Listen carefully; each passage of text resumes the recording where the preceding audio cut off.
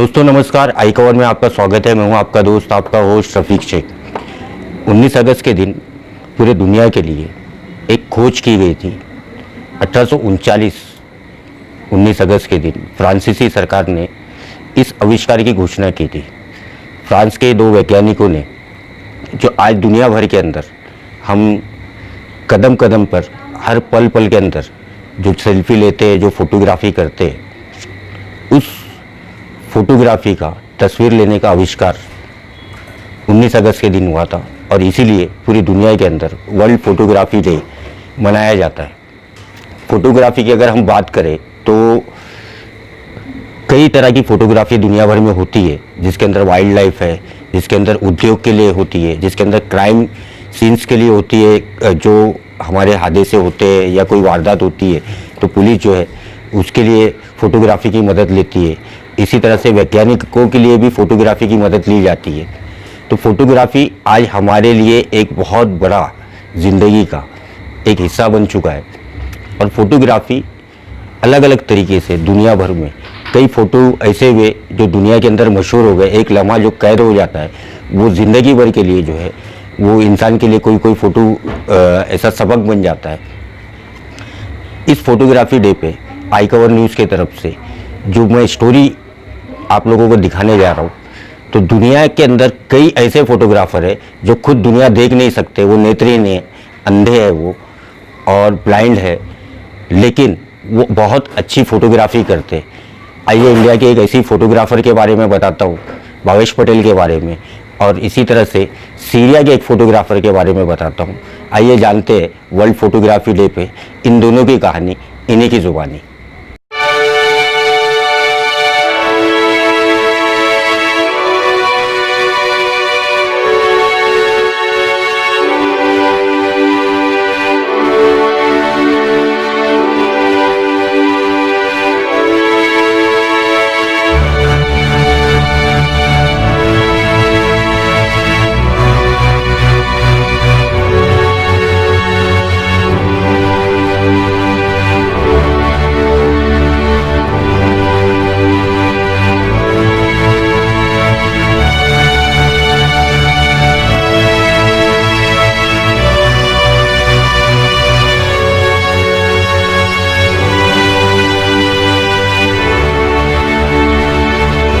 When you see the world 10 centimeters at a time, like I do, it's hard to focus.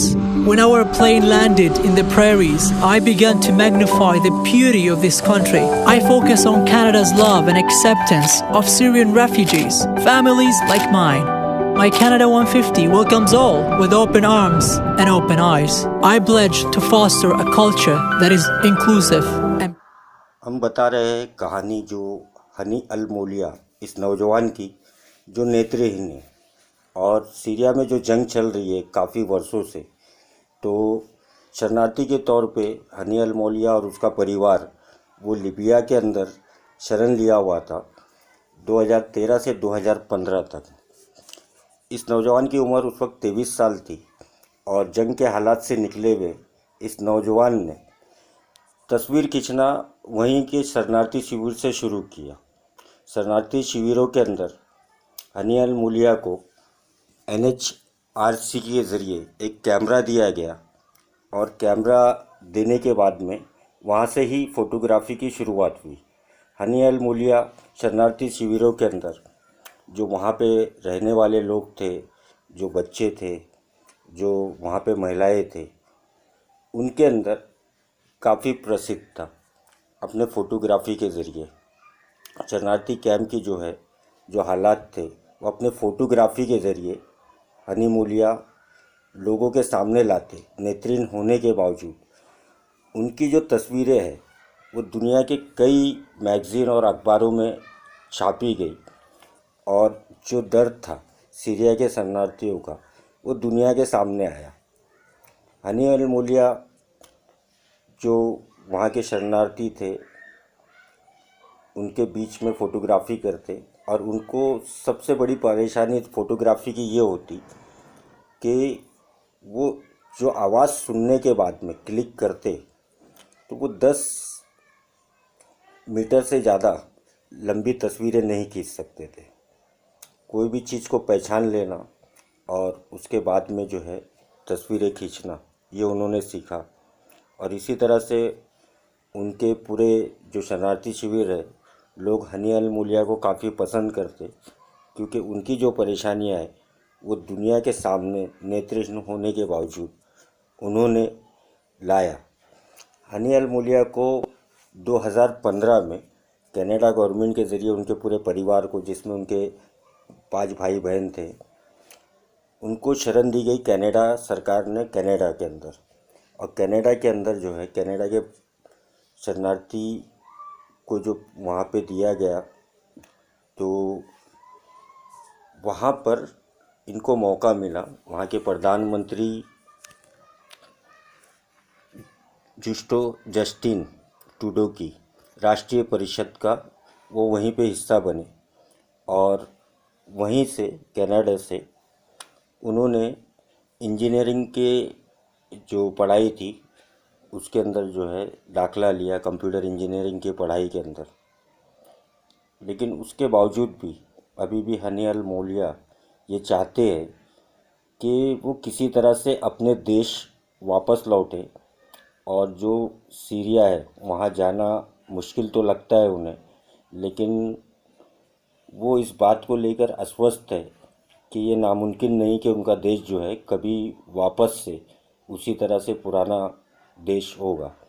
Canada के अंदर जब वो वहाँ पे पहुँचे तो उनका स्वागत किया गया, उनको रहने के लिए वहाँ पे उनके परिवार को घर दिया गया और साथ साथ में उनके पढ़ाई का जो है वहाँ पे व्यवस्था की गई।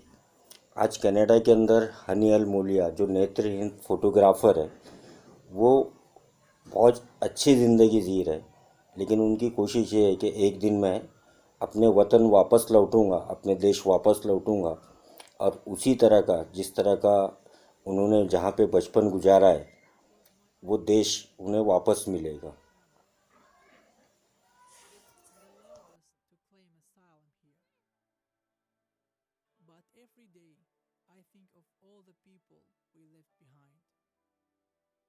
All of us dream for one thing, the right to a future.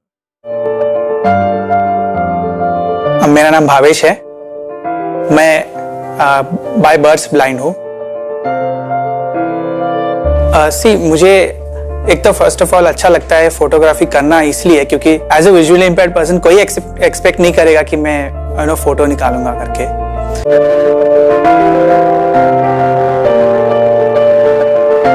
खूबसूरती को कैमरे में कैद करना बड़ा आसान सा लगता है, पर मेरे लिए खूबसूरती यानी एक अदा, एक खिलखिलाहट, जिसके आने से सारा स्टूडियो तरोताजा हो उठे।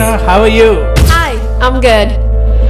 वो एहसास, वो हलचल जो मुझसे कुछ कहे, और खासकर वो महक जो अपनी ओर खींचे, धीरे से छू के निकले, मस्ती से जगा दे। मेरा यकीन है कि जब कोई हसीन दिखता है तो उसके आसपास सब उसे महसूस कर सकते हैं। खूबसूरती सबको छू सकती है। Just give me 1 second, I just want to check the pictures. मैं जब भी फोटोग्राफ लेता हूँ वो महक ही होती है जो उसकी तस्वीर मेरे मन में बना देती है, और उसके बाद मुझे करना होता है सिर्फ एक क्लिक। कटरीना, ये फोटोज आपको कैसे लगे? They're amazing.